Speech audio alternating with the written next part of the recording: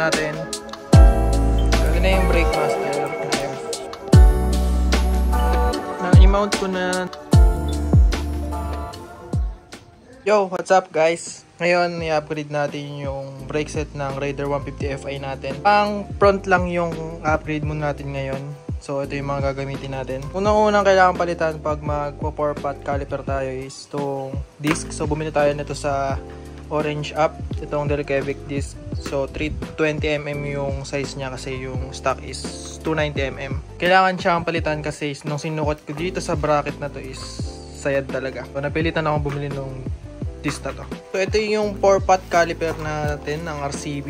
Ayan. So, common naman na to sa atin. Marami nang gumagamit na ito. Tapos, sa Brake Master S1 FL na 14mm yung may baso. Tapos, ito yung mismong Brake Master nya with lever.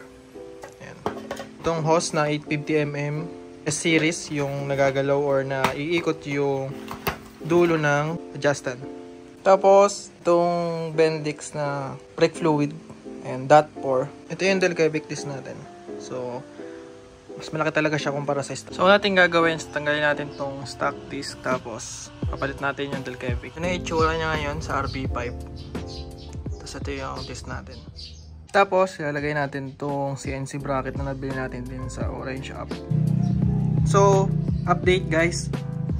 Nakabit ko na siya, pero ito yung medyo talagang paghihirapan. So, yung bracket, nag-attempt ako na ipa-machine shop. In-explain nung gagawa na hihina yung pundasyon na to since ninipis to.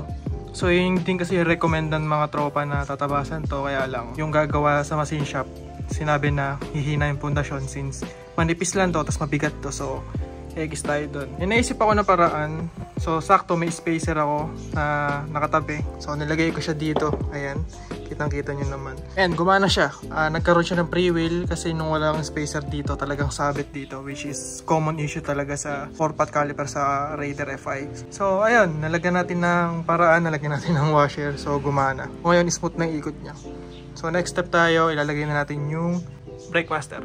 So, ito na yung Brake Master na 14mm. Tapos, i-setup na lang natin. Na-mount ko na tong brake hose. Tapos, nalagay ko na rin yung tank. Then, napalusot ko na dito. Then, maikpit na to. Sinure ko yung copper washer. Tara, i-bleed na natin. Then guys, natapos na natin tong i-bleed. Tapos, nalagay na natin yung switch. Okay na, gumagana na yung taillight natin. Tapos, nabalik ko yung mga dapat ibalik. Nagipit ako naman na okay na, naggumagana na. So, tinest drive ko siya kanina. Medyo sayad dito kasi nga bago pa yung pad. So, lilinisin ko lang muna sa software kasi